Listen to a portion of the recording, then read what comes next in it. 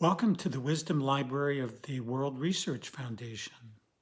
Today I'd like to speak about the universal spiritual medicine. Now, some of the ancient mystical medical philosophers assumed that health was the normal state of people. They realized that the way of health was the way of nature, and actions and activities that conflicted with nature destroyed health. No matter how strong or powerful a person might be, one must keep the laws of nature and the universe. Now, the wise ones of the past realized that no person could break these laws and still flourish in perfect health. It became clear to the old wise philosophers that as people became more engrossed with the lore of the accomplishments of mankind and began leaning on people-made ways, people broke faith with nature, and with that, they broke faith with health. Now, in ancient times, spas and health centers provided regimes focusing on preventive medicine.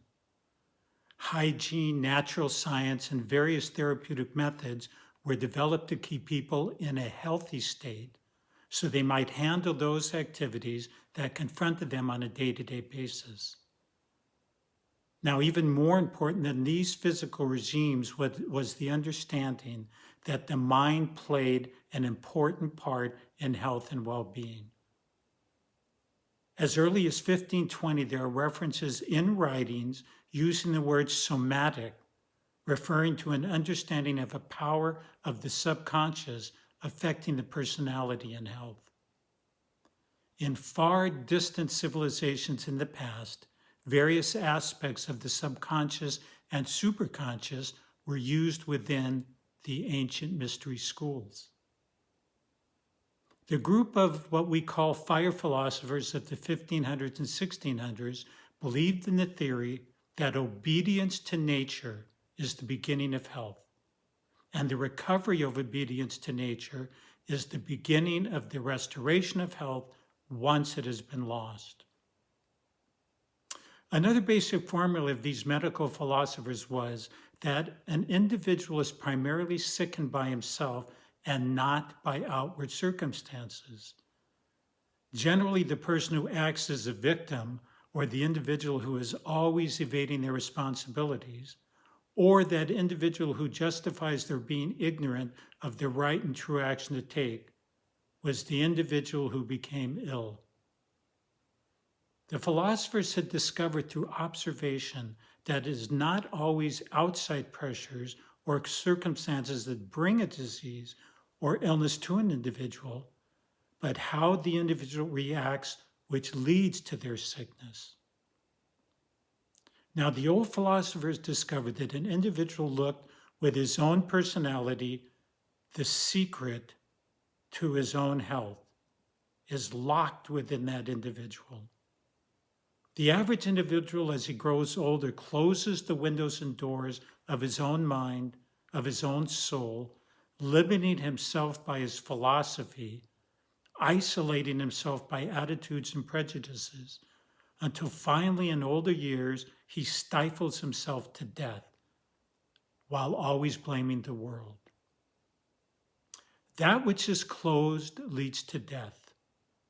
A closed mind destroys itself. A locked heart destroys itself. A nation which builds boundaries destroys itself. And political systems that are closed destroy themselves.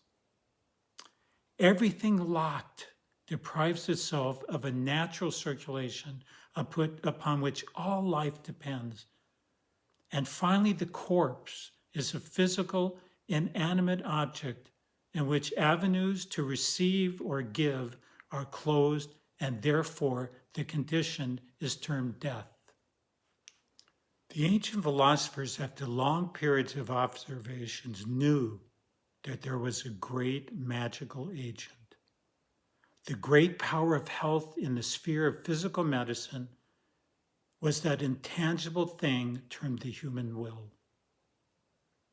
Now, wise observers had learned that an individual could believe anything and die of anything, But the moment he believed in anything enough to do something about it, a dynamic action took place which led to a belief or conviction manifesting in the physical. The universal spiritual medicine was human will as an aspect of divine will. Now, the ancient philosophers believed that the most obvious place where the divine will revealed itself was in nature itself, and that obedience to nature is an individual's first offering to the divine will.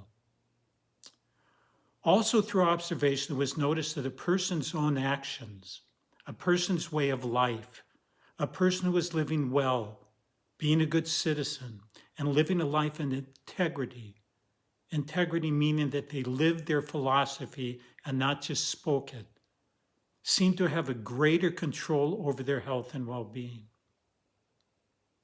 The term willpower would be closely interchangeable with the concept of self-discipline.